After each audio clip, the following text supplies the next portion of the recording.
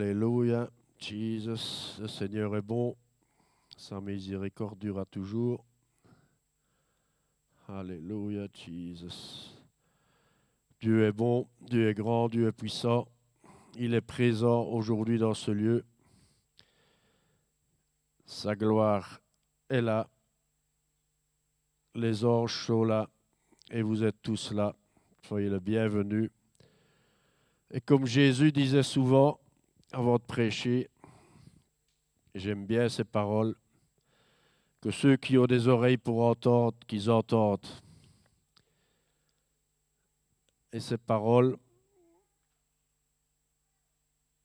qu'est-ce que ça veut dire?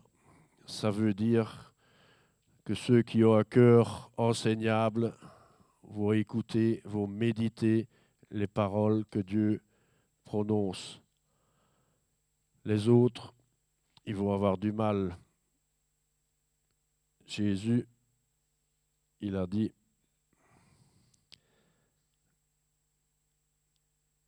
ça ne fait pas partie de ma prêche, il n'y a pas besoin de mettre ce verset à l'écran.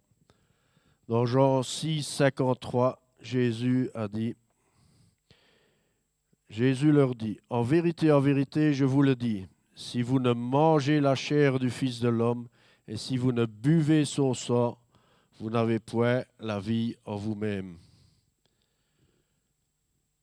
Et au verset 56, il dit, celui qui mange ma chair et qui boit mon sang demeure en moi et moi en lui.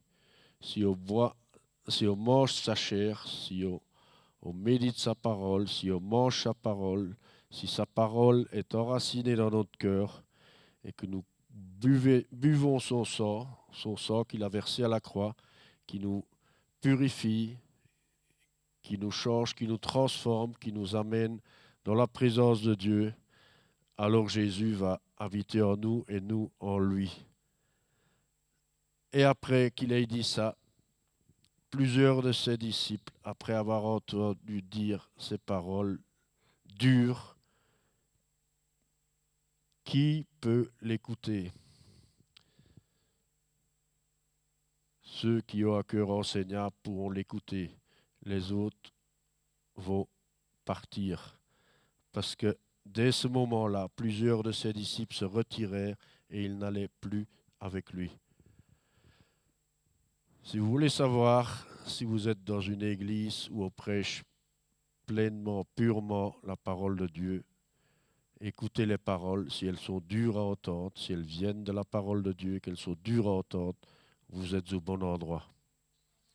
Et les personnes qui ne savent pas entendre des paroles dures, parce que la parole de Dieu est une parole dure, une parole juste, une parole vraie, une parole qui purifie.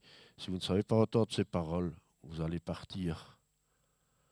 Parce que vous ne pouvez pas rester là. Et chaque personne qui va écouter ces paroles, Dieu va l'utiliser puissamment pour son royaume. Ça, c'était la pré-introduction. Aujourd'hui, c'est dimanche, nous avons que ça à faire, nous avons toute la journée.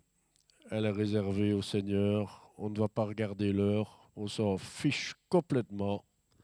La seule chose qui nous intéresse, c'est la présence de Dieu. Amen. Nous allons glorifier Dieu aujourd'hui. Et le message d'aujourd'hui, je lui ai donné un titre court, Servir Christ. Comme dirait mon beau-fils, c'est peut-être un titre de vieux,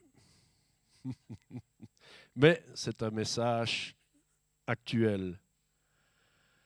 Alors,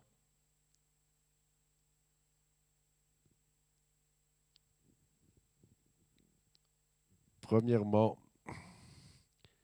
nous allons nous poser la question, pourquoi servir Christ? Quel est le but?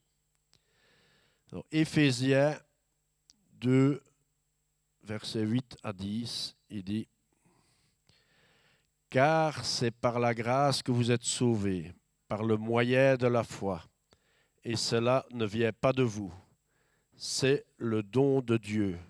Ce n'est point par les œuvres afin que personne ne se glorifie, car nous sommes son ouvrage, ayant été créés en Jésus-Christ pour de bonnes œuvres que Dieu a préparées d'avance afin que nous les pratiquions.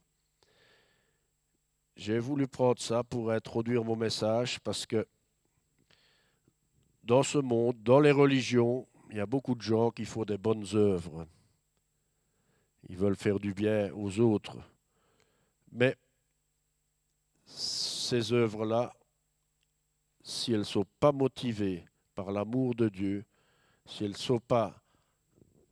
sont pas des œuvres que Dieu a mis en nous et qu'on va accomplir avec amour, ce seront des œuvres mortes, des œuvres qui ne servent à rien. Dieu veut que nous pratiquions ses œuvres. Il a un plan pour chacun d'entre nous et il nous appelle à servir, à faire des œuvres. Mais d'abord, nous avons besoin de préparer notre cœur. Parce que si nous allons servir avec un cœur comme nous étions dans le passé, nous allons détruire les gens, nous n'allons pas amener les gens à Christ. Les œuvres que nous allons accomplir vont servir à glorifier Dieu, à amener les gens dans le royaume.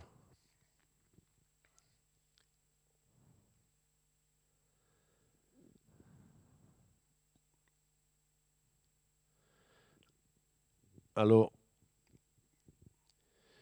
nous sommes tous appelés à être des hommes et des femmes de Dieu. Beaucoup de chrétiens ne croient pas ça parce que ils n'ont pas fait l'expérience, ils n'ont pas encore connu pleinement le Seigneur à travers sa parole. Connaître le Seigneur, c'est avoir la crainte de l'Éternel et chercher sa volonté. En général, on donne ce titre aux apôtres, aux évangélistes, aux pasteurs, aux missionnaires, etc. Mais chaque chrétien qui consacre sa vie entièrement à Christ peut devenir un homme ou une femme de Dieu, même si on ne s'appelle pas pasteur, missionnaire, apôtre, etc. Quelqu'un qui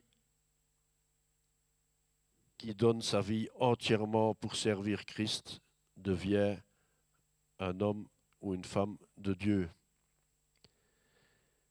Donc, j'ai dit chaque chrétien qui veut consacrer sa vie. Mais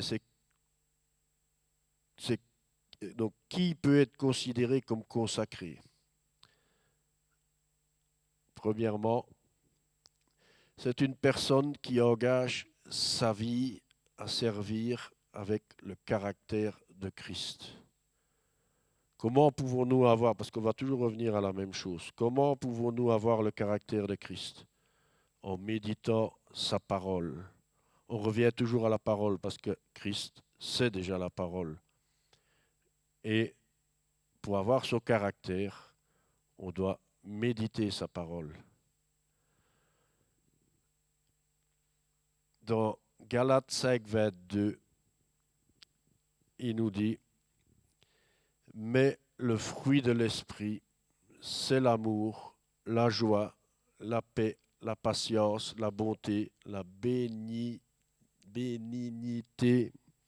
la fidélité, la douceur et la tempérance. Ça, c'est les fruits de l'esprit. Ça démontre le caractère de Christ. C'est des choses qui doivent s'installer en nous, qui doivent demeurer en nous et qui doivent s'exprimer à travers nos actes. Deuxièmement, c'est une personne qui cherche à mettre en pratique la parole de Dieu. Quand je veux servir Christ, quand je veux être consacré entièrement à lui, je vais être une personne qui a vraiment ce désir brûlant dans son cœur de mettre en pratique toute la parole de Dieu. Bien sûr, quand on devient chrétien, cette chose-là ne vient pas comme ça tout seul d'un jour à l'autre. C'est au fil du temps, quand nous allons vraiment chercher à connaître Dieu, à connaître sa parole, à méditer sa parole, à prier, à écouter les enseignements. C'est comme ça que nous allons grandir et c'est comme ça que nous allons commencer à connaître la parole, à savoir ce que Dieu attend de nous.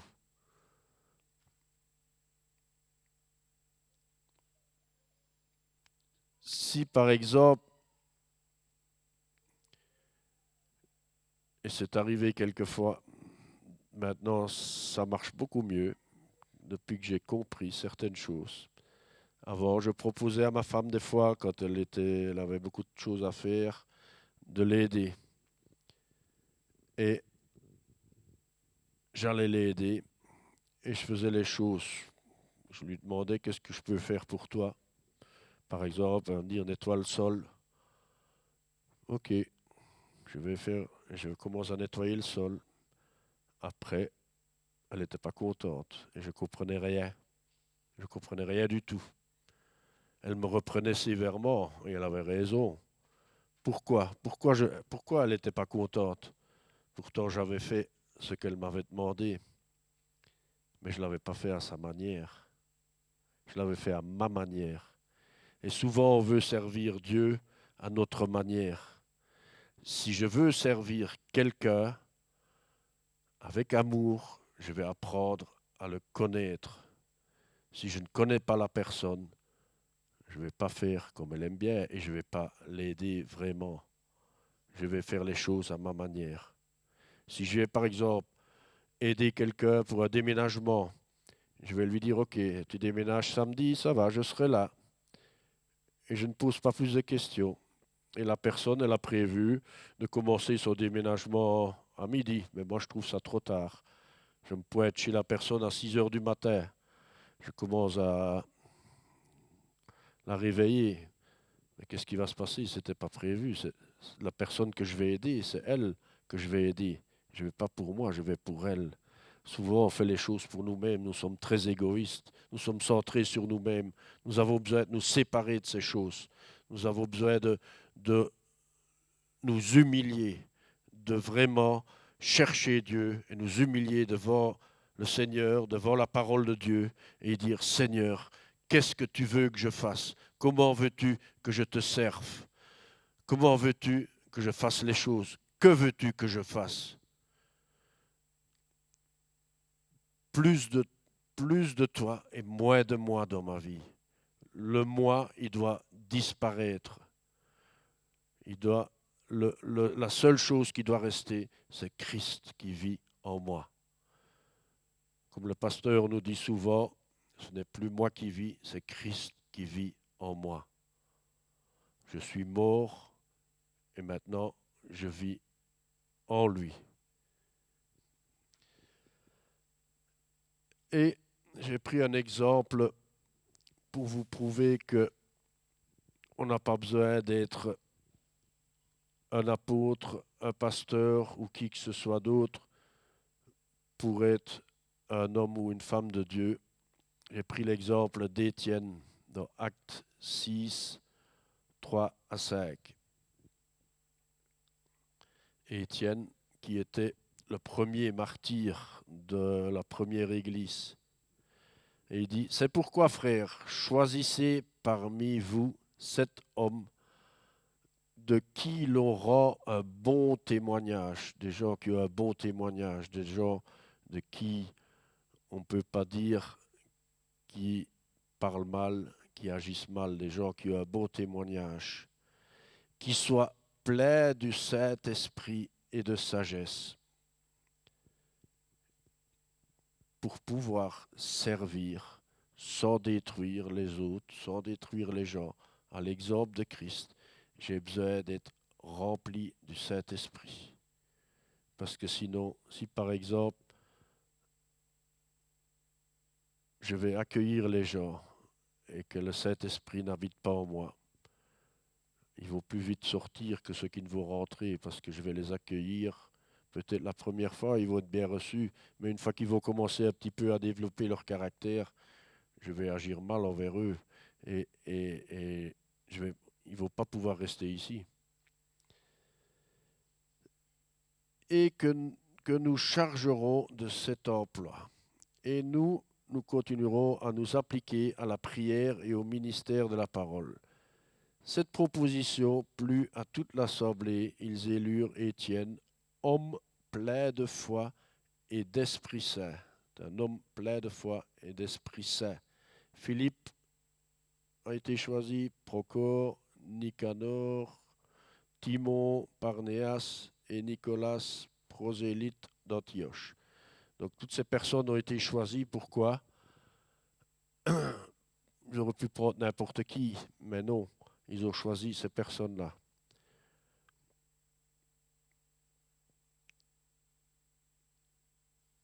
Et Étienne, bien sûr, il servait aux tables, mais en dehors de ça, il allait prêcher la parole avec audace, avec puissance. À travers lui, il y a plein d'âmes qui ont été sauvées. Et à travers lui,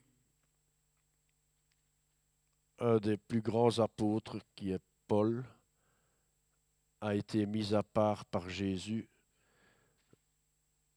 Cet apôtre Paul qui a fait tuer Étienne. Mais Étienne, qu'est-ce qu'il a fait? Étienne aurait pu parler mal de Paul quand il s'est fait lapider, parce que c'est Paul qui a encouragé les gens à lapider Étienne. Étienne, il aurait pu dire, cet homme-là est vraiment méchant. Seigneur, je le maudis. Envoie le feu, brûle-le, tue-le. Non, qu'est-ce qu'il a dit? Seigneur, pardonne-leur ce qu'ils font. Et à travers son attitude, Paul a été touché et Paul a pu être utilisé puissamment plus tard pour prêcher l'Évangile, pour ouvrir toutes ces églises à travers la Grèce et à travers beaucoup de pays.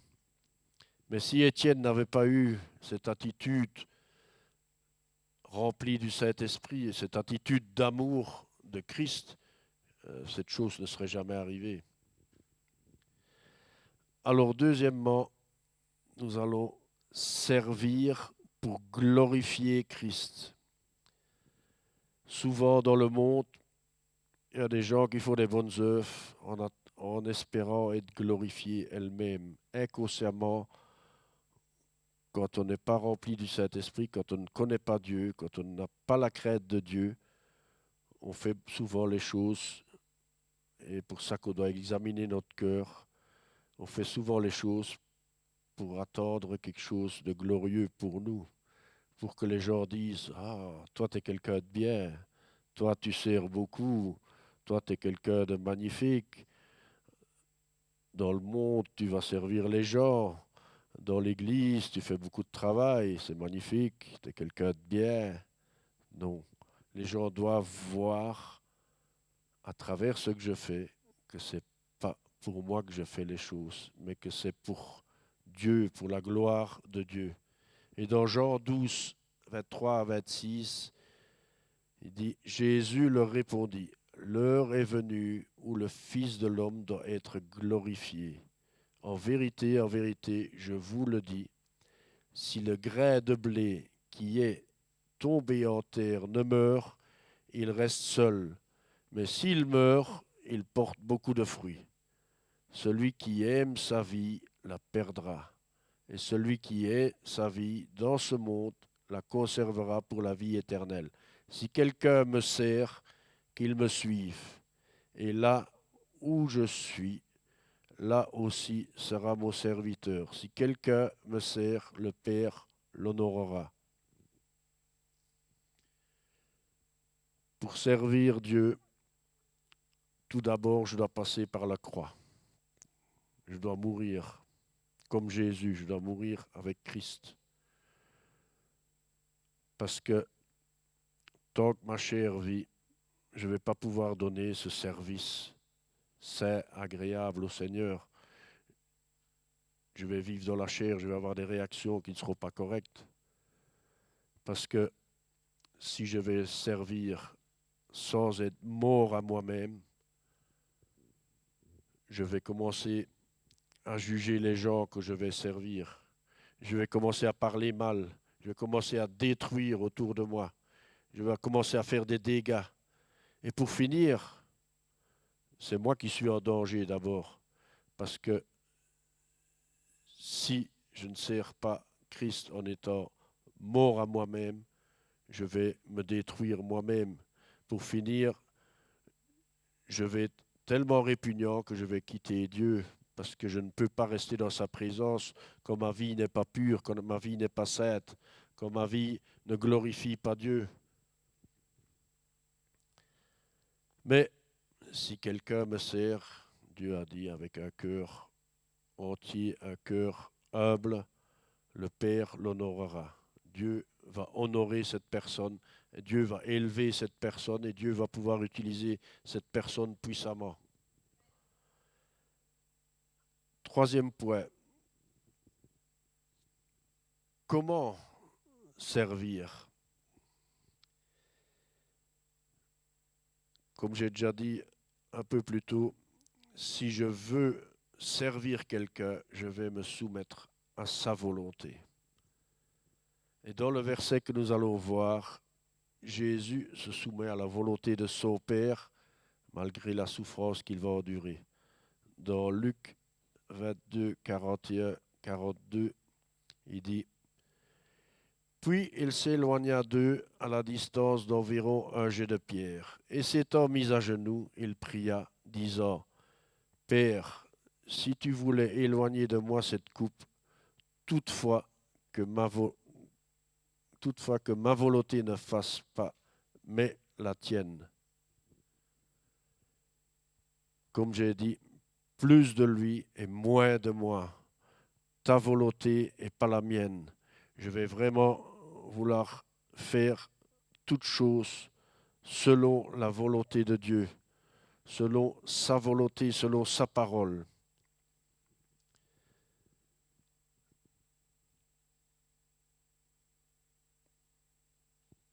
Et comme j'ai déjà dit un peu à l'avance, le point 4, si je veux servir Christ, je dois passer par la croix. Philippiens 2, 8, 9. Il s'est humilié lui-même, se rendant obéissant jusqu'à la mort, même jusqu'à la mort à la croix. C'est pourquoi aussi Dieu l'a souverainement élevé et lui a donné le nom qui est au-dessus de tout nom. Jésus a donné sa vie entièrement pour nous servir, pour que nous soyons libérés, pour que nous puissions faire toutes choses qui lui soient agréables. Sans son œuvre à la croix, nous ne serions même pas ici. Nous serions tous destinés à l'enfer pour l'éternité. Nous devons vraiment méditer cette chose. Pourquoi Jésus a donné sa vie à la croix? C'est primordial. C'est la clé pour que le chrétien puisse grandir et pour avoir la crainte de Dieu. Si nous ne connaissons pas l'œuvre de la croix dans notre cœur, si nous n'avons pas la révélation de la croix, nous n'aurons pas la crainte de Dieu. Et si nous n'avons pas la crainte de Dieu, nous n'allons pas pouvoir accomplir les plans que Dieu a pour nous. Parce que je me rends compte que plus je médite la parole de Dieu et je me dis, en fait, je ne connais rien du tout. Pendant toutes ces années, depuis que j'ai donné ma vie à Dieu, ou que j'ai cru que j'avais donné ma vie entièrement, en fait, je l'ai donné partiellement. J'ai donné un petit peu, vraiment une infime partie. J'ai fait cette prière, j'ai fait la prière de repentance, mais est-ce que je me suis vraiment repenti de tout mon cœur? Ou est-ce que j'ai seulement repenti avec ma bouche, avec mes pensées? Est-ce que je lui ai donné combien? 1%, 5% de ma vie à ce moment-là? Et maintenant, où est-ce que j'en suis? Est-ce que je suis arrivé à 50%? Dieu, il veut 100%. Dieu, il attend des chrétiens 100%, entier, tout. Et ça ne veut pas dire que chacun doit devenir un grand prédicateur, que chacun est destiné à être pasteur, que chacun est destiné à un des 5 ministères. Non, Dieu veut nous utiliser pour amener les âmes à lui, d'une manière ou d'une autre. Et la meilleure façon de nous préparer, Dieu nous utilise, par exemple, en commençant à nettoyer les toilettes. Quand vous allez purifier les toilettes, en même temps, il purifie votre cœur. Parce que pour nettoyer les toilettes, il faut s'humilier. Parce qu'on se trouve devant, des fois, des choses pas très belles à voir. Parce que certaines personnes qui passent par là laissent des fois traîner des choses. Des fois, il y a des traces de freinage que la personne, des fois, il y a même le frein complet qui traîne encore là. Et la personne qui va faire ce travail, ben, si elle n'est pas tout à fait mortale même, elle va pouvoir se défouler sur ce truc et pas sur la personne qui l'a laissé là. Donc, le premier ministère, c'est la purification de nos cœurs. Dieu, moi et Dieu, Dieu et moi, nous allons être face à face. Et il va travailler notre cœur à travers toutes sortes d'épreuves pour nous faire grandir et pour finir, pouvoir nous utiliser puissamment. Parce qu'on ne peut pas être utilisé puissamment si nous ne sommes pas passés par le ministère des toilettes d'abord. Nous faisons tous partie du corps du Christ. Et moi, j'ai dit, moi, je suis le trou de balle. Comme ça, je ne peux pas être glorifié. Alléluia. Si je suis le cerveau, je peux être glorifié, mais dans ce cas, je ne serai pas. Alors, en préparant, j'avais trouvé un verset que je trouvais intéressant dans Hébreux 12. Et puis, quand je trouve un verset, je le lis toujours un peu avant, un peu après. Et tout compte fait, j'ai pris Hébreux 12 au complet parce que je trouve que ce chapitre, en fait, c'est comme si pourtant je l'ai déjà lu, mais c'est comme si je l'avais jamais lu. Comme si je me suis demandé, tiens, on a mis ça par après dans la Bible, mais non. Oui, merci Gérald pour l'info. Et je me suis dit qu'on avait tous besoin de ce chapitre. Donc on va un peu le décortiquer. On va le lire ensemble.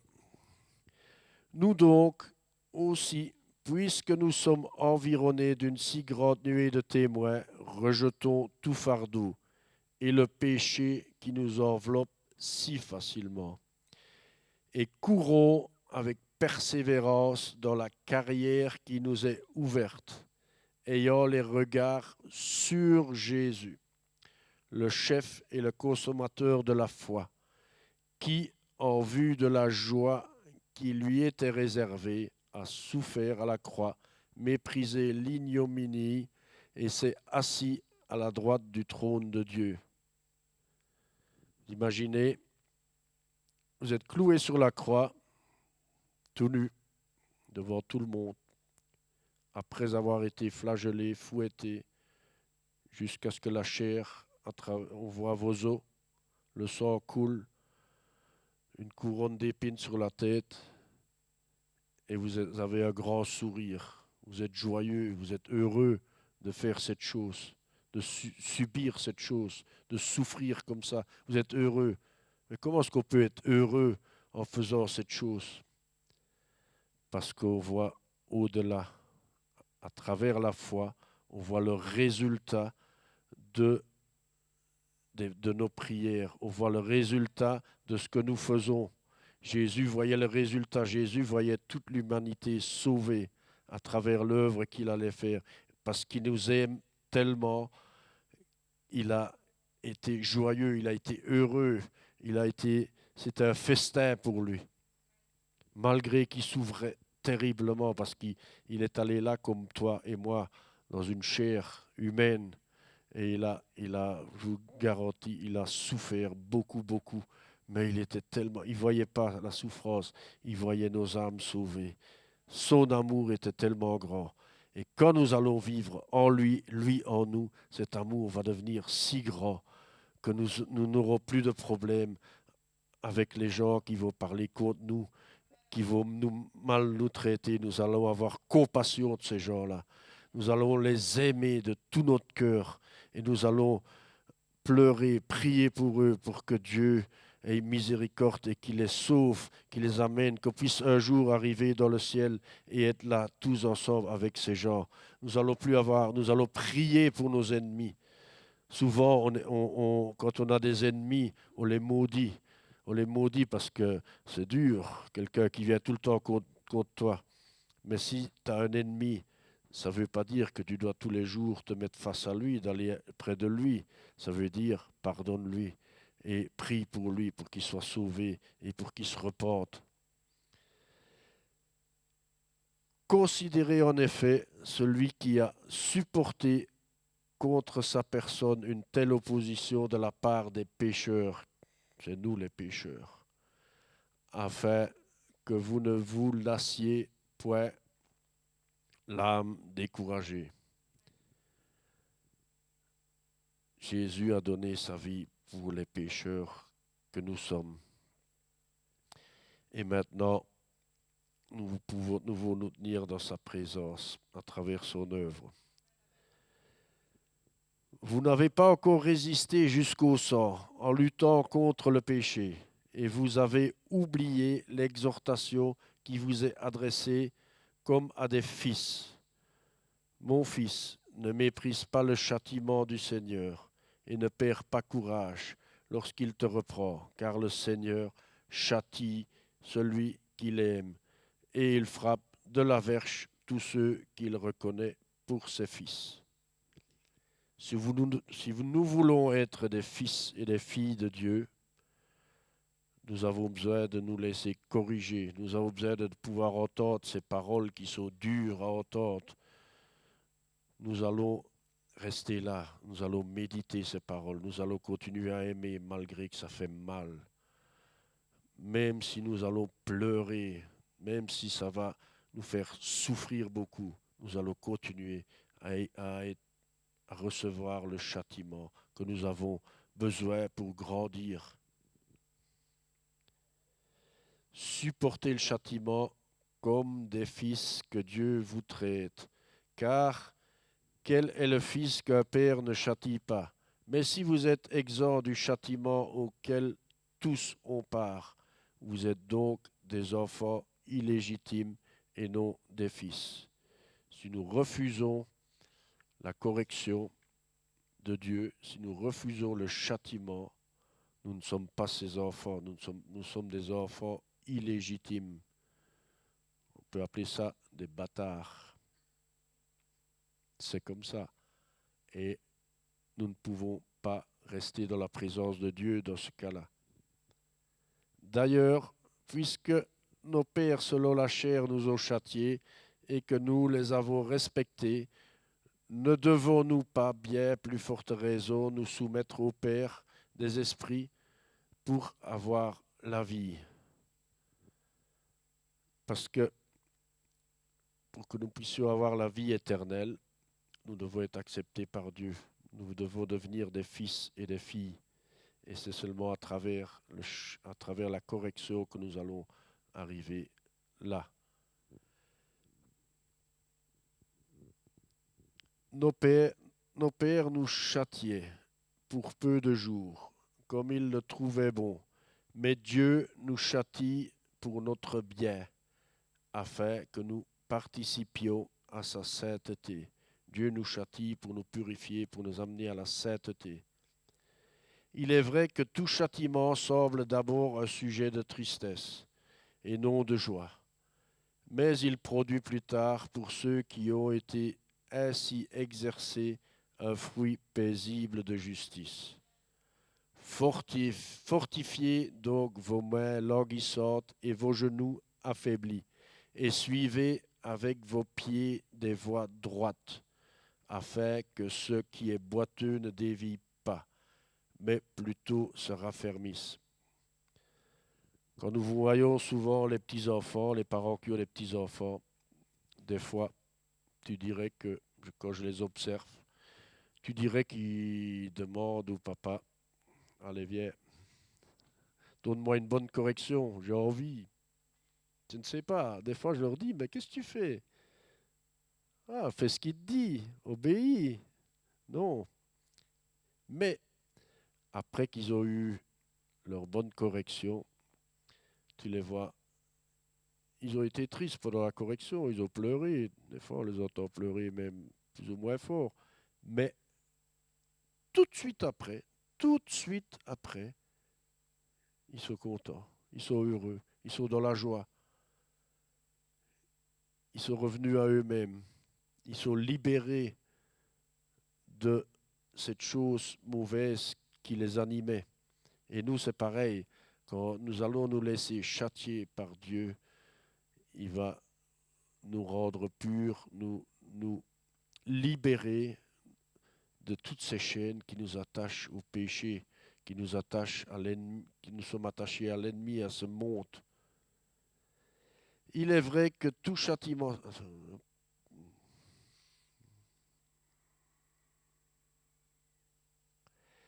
Recherchez la paix avec tous et la sanctification sans laquelle personne ne verra le Seigneur. Je relis. Recherchez la paix avec tous et la sanctification sans laquelle personne ne verra le Seigneur. Donc, si je lis bien, je vais seulement chercher la paix avec Déborah et avec Périna et les autres, je m'en fiche complètement. Et comme ça, je verrai le Seigneur. Non, tous, ça veut dire tous.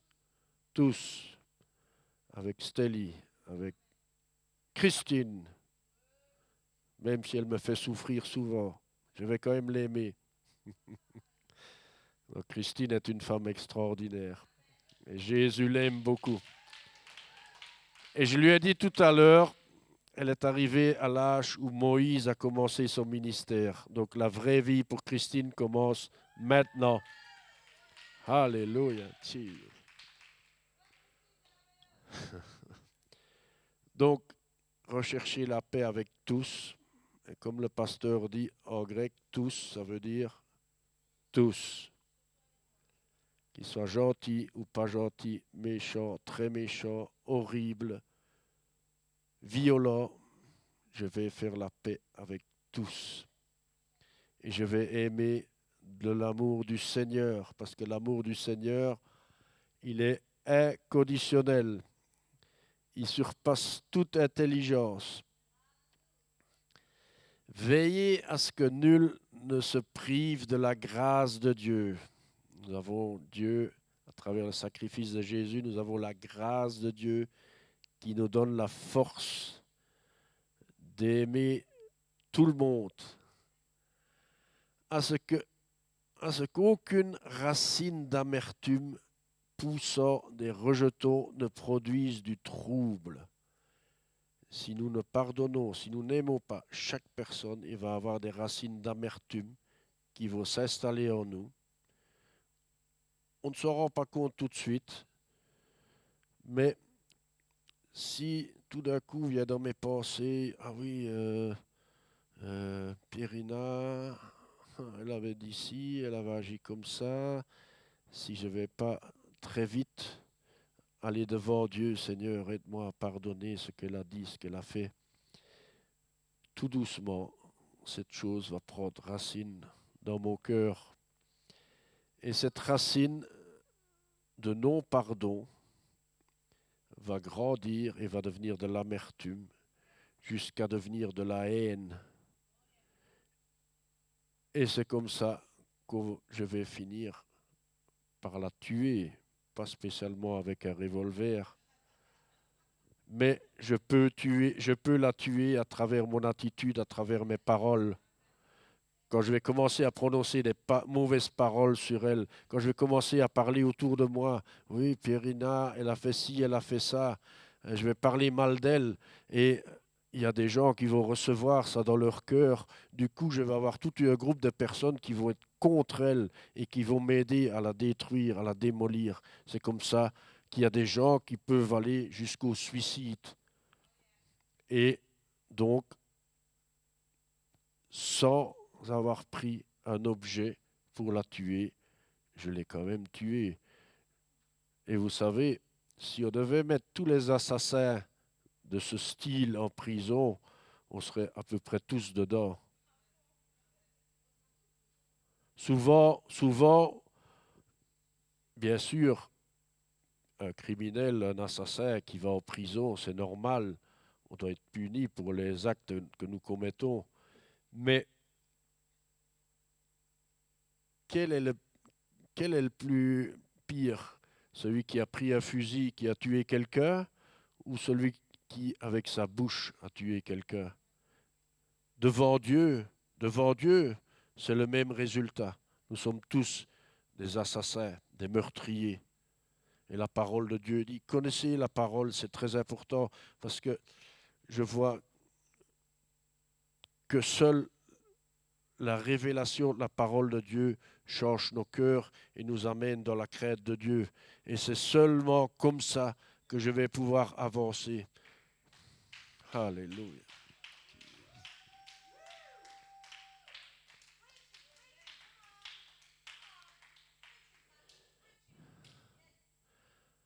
Donc, je vais reprendre ce que je lisais, parce que je n'ai pas été jusqu'au bout. Et ce qui suit est très important. Veillez à ce que nul ne se prive de la grâce de Dieu, à ce qu'aucune racine d'amertume poussant des rejetons ne produise du trouble, et que plusieurs n'en soient infectés, à ce qu'il n'y ait ni impudique, ni profane comme Ésaü, qui, pour un mets, vendit son droit d'aînesse. Souvent pour une bêtise, mais vraiment pour une bêtise.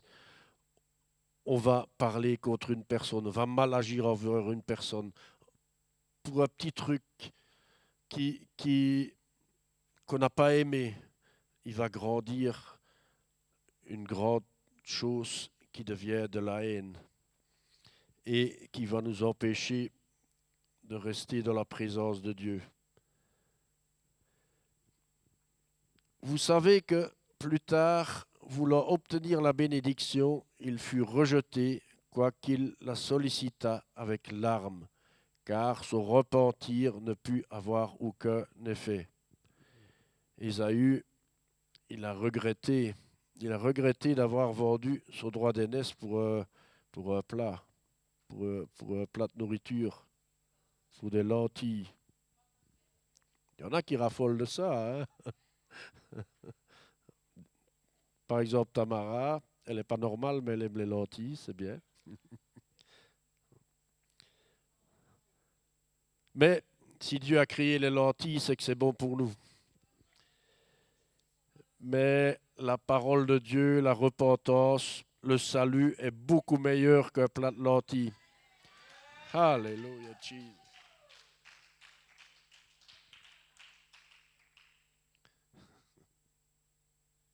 Donc, si Tamara vous encourage à manger un plat de lentilles plutôt que d'aller dans la présence de Dieu, refusez, je vous conseille vivement.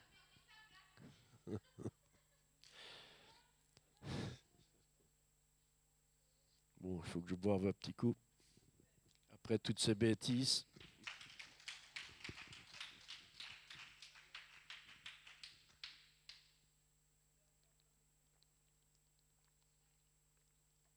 Alléluia. La parole de Dieu agit puissamment aujourd'hui. Alléluia, Jesus. Fire. Alléluia, quelle église extraordinaire. Toutes des âmes consacrées entièrement à l'Éternel. Tout le monde se prépare vraiment pour servir Christ avec puissance, pour aller sauver les âmes. Alléluia. Nous sommes une église merveilleuse, extraordinaire, une église remplie de foi, d'amour, de pardon, de toutes choses, remplie du feu du Saint-Esprit. Alléluia, Jesus. Merci, Seigneur.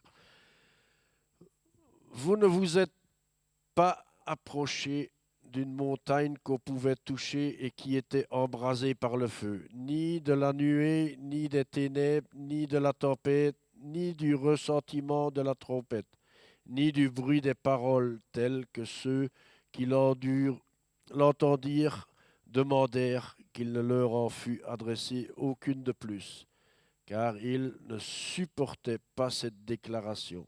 Si même une bête toucha la montagne, elle sera lapidée. Et ce spectacle était si terrible que Moïse dit, je suis épouvanté et tout tremblant.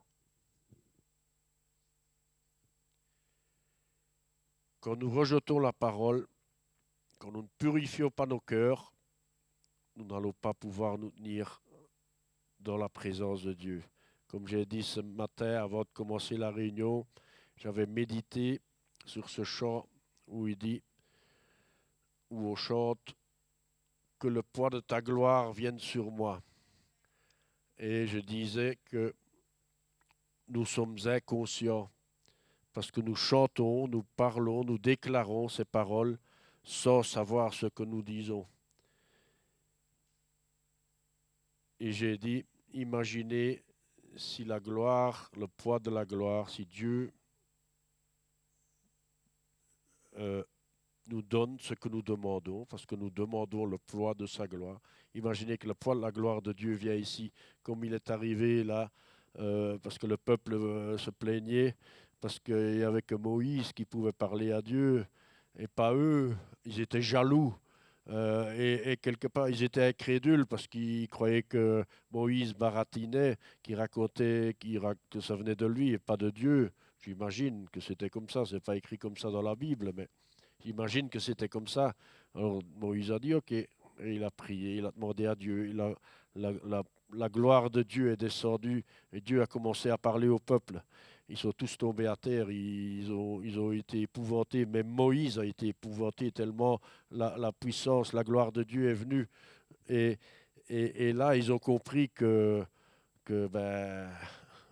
il fallait se purifier. Mais encore, ils étaient rebelles, ils n'ont pas voulu écouter. Et il y en a beaucoup qui sont morts parce qu'ils se sont rebellés contre Dieu, contre Moïse, contre le serviteur que Dieu a choisi pour les amener dans le pays promis. Et encore, c'est ce qui se passe encore aujourd'hui. Il y a des gens qui se rebellent contre l'homme de Dieu que Dieu utilise pour faire grandir, pour accomplir la volonté de Dieu. Et quand on se rebelle contre les personnes que Dieu a choisies, on se rebelle contre Dieu lui-même et nos vies sont en danger. Nous devons faire très attention avant de parler, avant de juger, avant de condamner qui que ce soit. Il vaut mieux, si on n'est pas d'accord, fermer sa bouche, tourner les talons et partir plutôt que de commencer à parler. Quoi qu'il arrive. Le meilleur exemple dans la parole de Dieu, c'est David. Bien sûr, l'exemple parfait, c'est Jésus, mais David, quand la personne est venue le trouver tout fier en lui annonçant la mort de Saül, qui était le pire ennemi de David, parce que Saül était jaloux de David, parce qu'il avait été choisi pour le remplacer. Quand l'homme est venu annoncer à David que Saül était mort et qu'il a prétendu que c'est lui qui l'avait tué, David, il n'a pas dit « Ah merci, ah, tu as bien fait, c'est magnifique, enfin tu m'as débarrassé de mon ennemi ». Non, David avait la crainte de l'Éternel.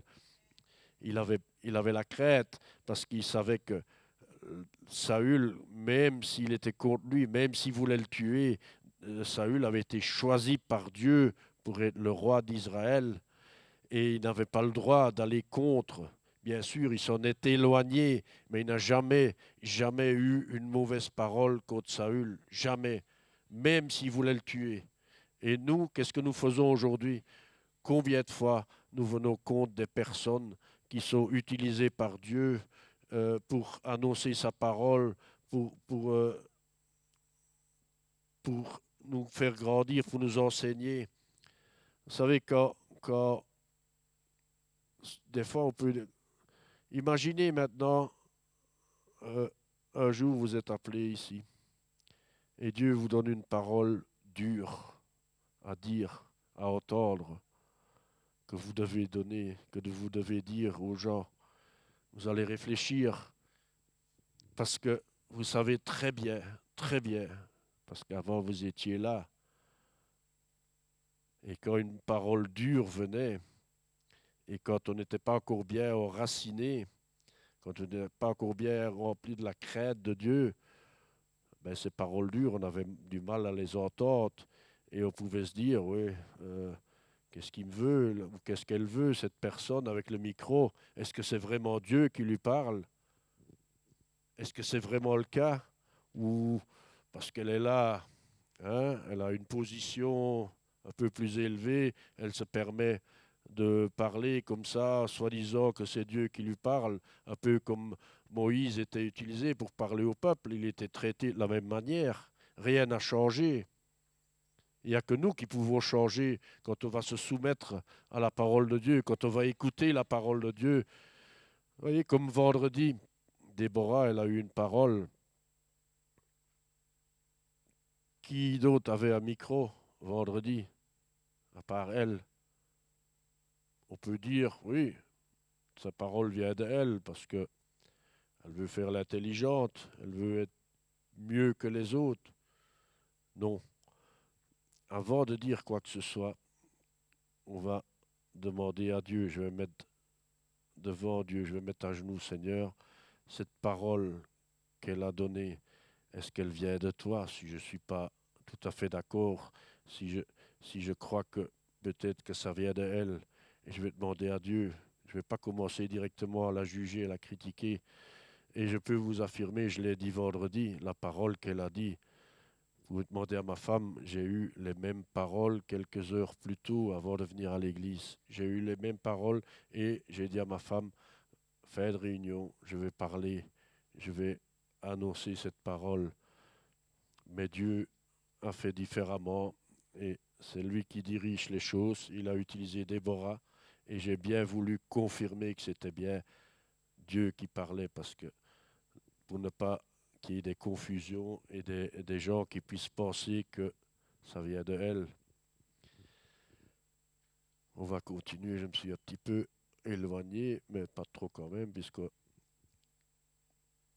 tant qu'on parle de la parole de Dieu, on est toujours dans dans la bonne direction. Et je peux vous dire aussi une chose, quand quand on commence vraiment à chercher, à méditer la parole et quand ces effets commencent à se ressentir dans votre vie, ça devient plus facile pour annoncer la parole, pour partager la parole. Je me suis souvent demandé comment le pasteur Saki s'y faisait. Avec 2 versets, il pouvait prêcher 5 heures. Mais j'ai compris, il aime tellement Dieu, il est vraiment tellement rempli de l'amour de Dieu, il a tellement la crainte de l'Éternel, il aime tellement sa parole que il suffit de lui donner un micro et il peut prêcher pendant des heures. Parce que je vois que cette chose commence à un petit peu se produire dans ma vie aussi. Plus je connais Dieu, plus j'aime Dieu et plus j'ai envie de parler de lui, de ce qu'il fait et de ce qu'il change dans les vies.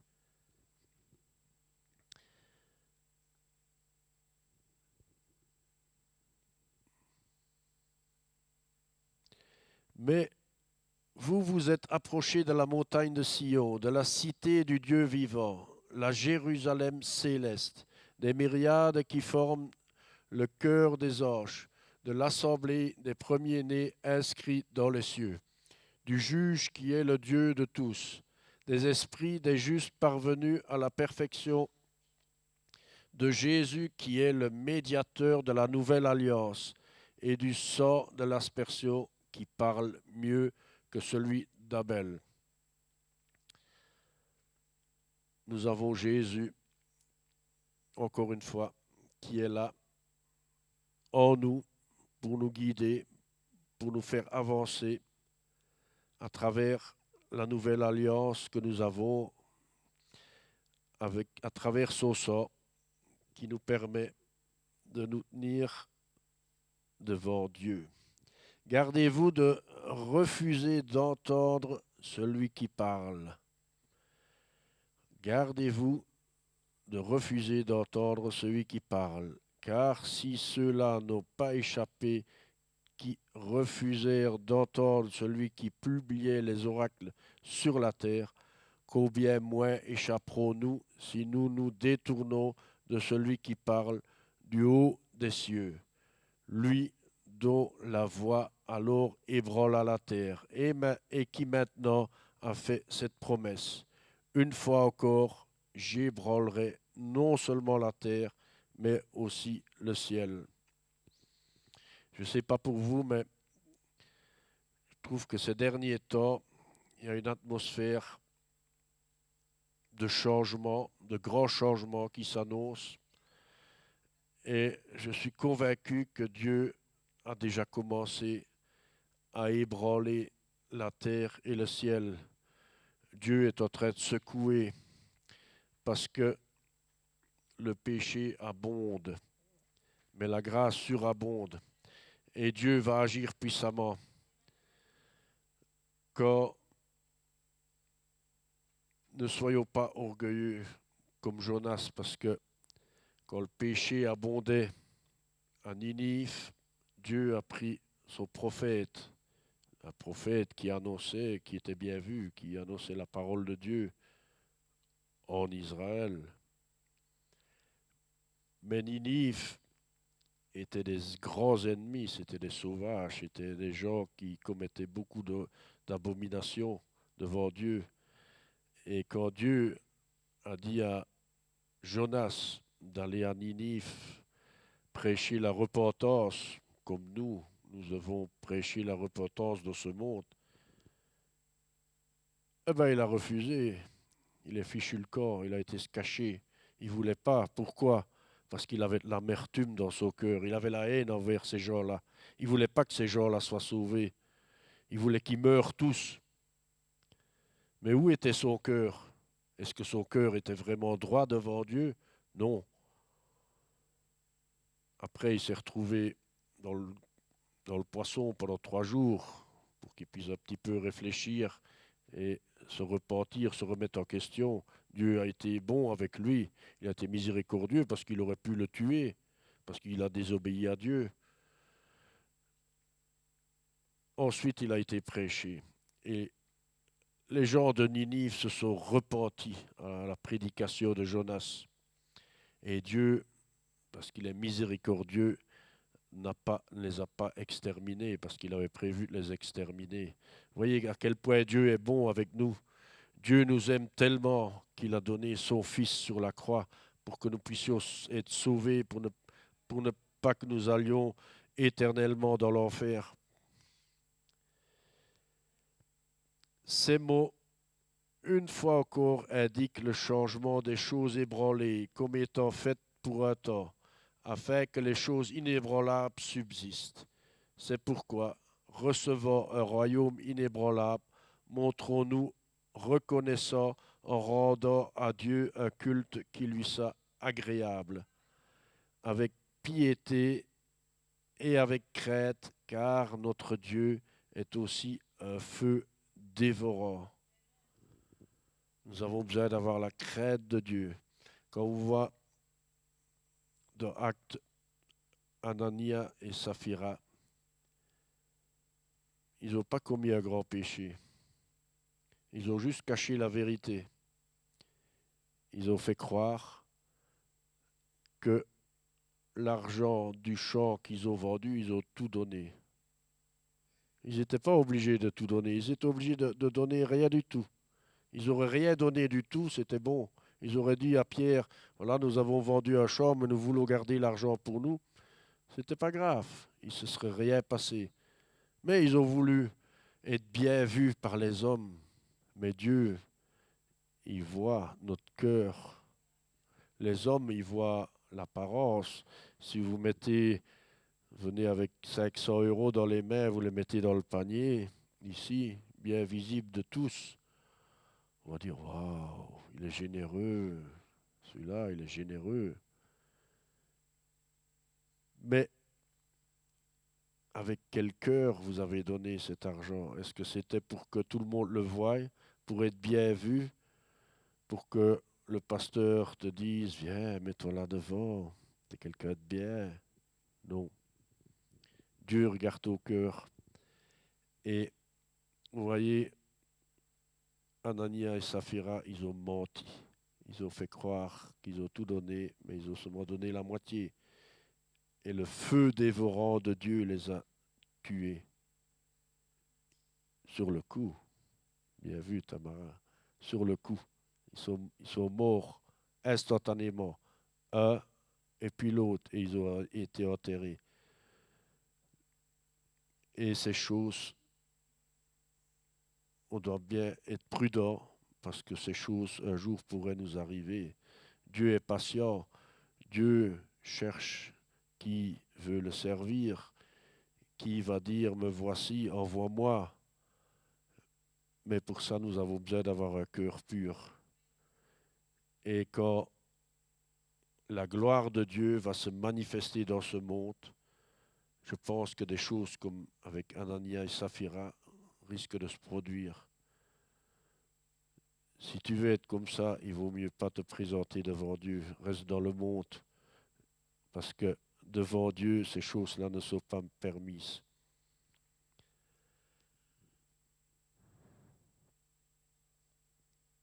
Alors, on continue. Et maintenant, après avoir passé toutes ces épreuves, après avoir été purifié, sanctifié, après maintenant que j'ai la crainte de Dieu, que je suis rempli du Saint-Esprit, maintenant je vais pouvoir servir Christ avec excellence. Parce que c'est comme ça que nous devons servir Christ. Je ne sais pas si vous vous rappelez, peut-être certains, j'ai prêché sur l'excellence.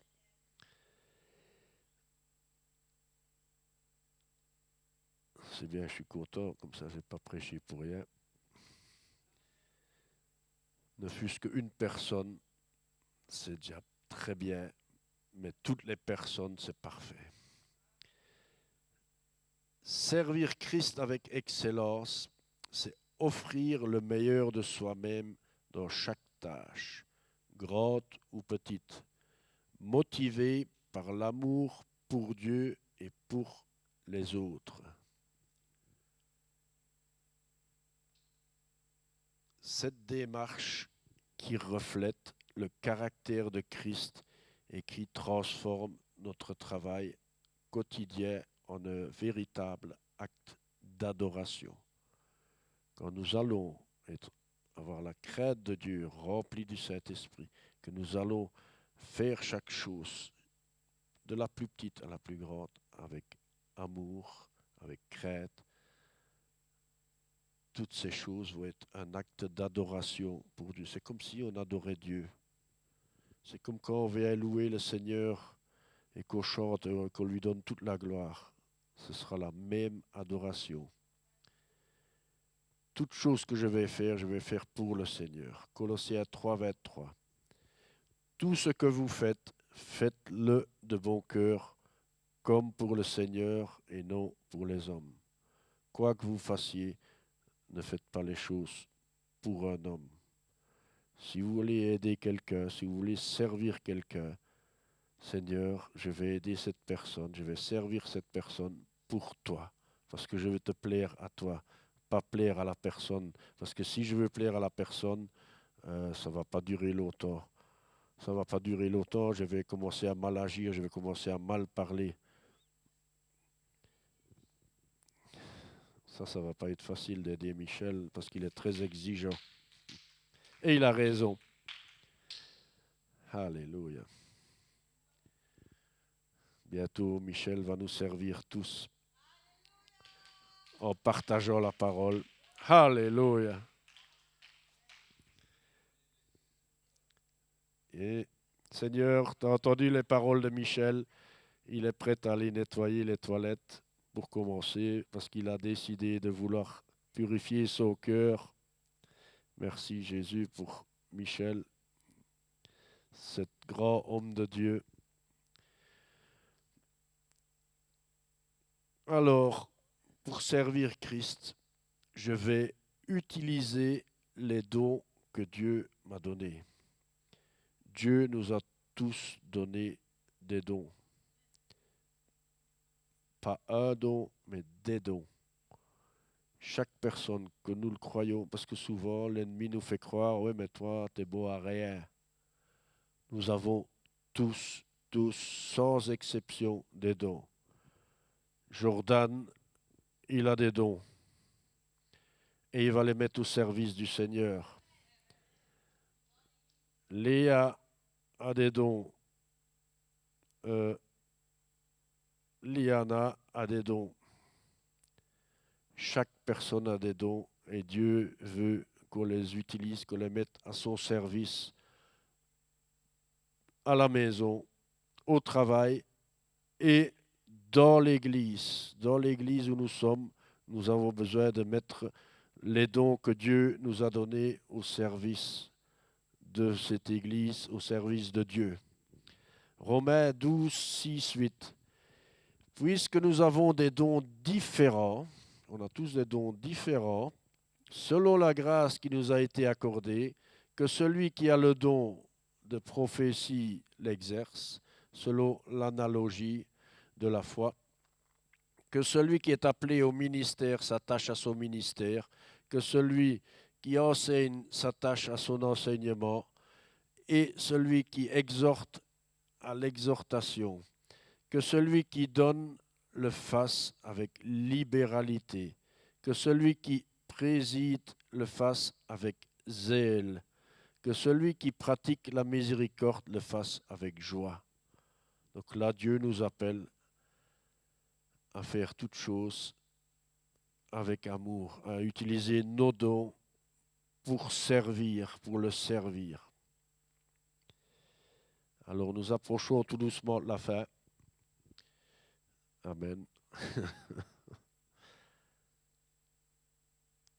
Tout ce que nous allons faire sera pour glorifier Dieu en évitant la médiocrité. Dieu n'aime pas la médiocrité. Dieu est un Dieu parfait. Il n'attend pas de nous la perfection, mais il attend que nous cherchions à tendre à la perfection, à chercher la perfection. Nous ne serons jamais parfaits. Je vais m'appuyer sur la force et la sagesse que le Saint-Esprit me donne chaque jour. Alors j'ai quelques exemples de comment pratiquer le service avec amour, avec excellence. Quand je vais avoir quelque chose à faire, je vais arriver à l'heure. Je vais me préparer sérieusement pour faire les choses pour lesquelles je me suis engagé. Nous avons besoin de nous préparer, pas débarquer comme ça. Quand je vais à mon travail, je ne vais pas comme ça. Je dois être prêt à faire ce qu'on va me demander. Que ce soit au travail, à la maison ou à l'église. Je vais continuellement apprendre pour m'améliorer et devenir plus efficace. Si vous avez une tâche, par exemple, je vais aller à mon travail, je vais tout le temps chercher à m'améliorer pour mieux faire mon travail. C'est comme ça que je vais montrer la gloire de Dieu, que je vais exprimer que Jésus vit en moi. Et c'est comme ça que je vais avoir faveur. Et à l'église ou à la maison, c'est pareil. Quand j'ai une tâche, je vais chercher toujours à faire mieux. Qu'est-ce que je peux faire mieux? Comment est-ce que je peux mieux filmer? Comment est-ce que je peux mieux faire la musique? Je sais que Gérald, il travaille beaucoup pour s'améliorer. Comment est-ce que je vais pouvoir mieux chanter? Déborah, elle s'entraîne pour chanter. Comment est-ce que je vais être meilleur à l'accueil?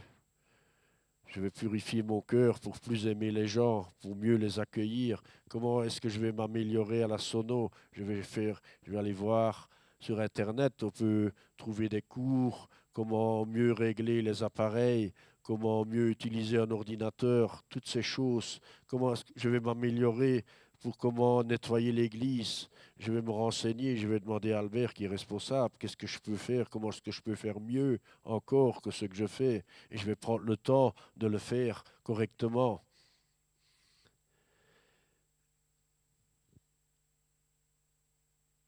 Et pour terminer, je vais accomplir chaque chose en rendant gloire à Dieu.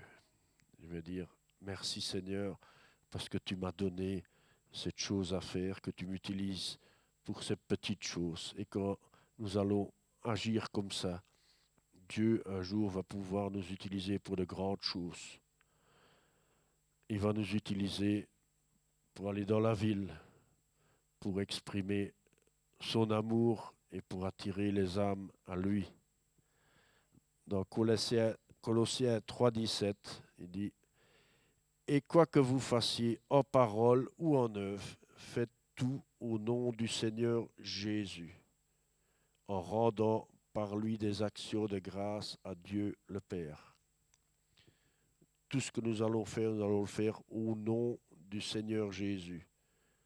Mais nous devons être bien prudents parce que quand nous utilisons le nom du Seigneur Jésus, nous devons refléter sa vie parce que sinon nous allons salir son image. Je vous encourage vraiment à réfléchir, à méditer sur toutes ces choses. Bien sûr, nous ne sommes pas sauvés à travers les œuvres, mais à travers notre salut, à travers la grâce de Dieu, nous sommes appelés à faire les œuvres bonnes que lui nous demande de faire. Dieu veut utiliser chaque personne puissamment. Et pour qu'il puisse nous utiliser puissamment, nous devons commencer par le servir dans les petites choses, dans tous les détails, et chercher à faire les choses selon sa volonté, selon ce que lui, il attend de nous, et selon où on doit chercher, où il veut que nous soyons. Parce que je peux aller servir quelque part, mais que ce n'est pas Dieu qui veut que j'aille là. Si quelqu'un me demande de l'aide, peu importe qui c'est, je peux demander à Dieu, veux-tu que j'aille faire cette chose? Parce que des fois, c'est pas bon de faire certaines choses ou d'être dans certains endroits. Nous avons besoin d'être là où Dieu veut que nous soyons. Et nous avons besoin de servir avec excellence là où Dieu veut que nous soyons au service. On va se lever et on va prier, on va chercher Dieu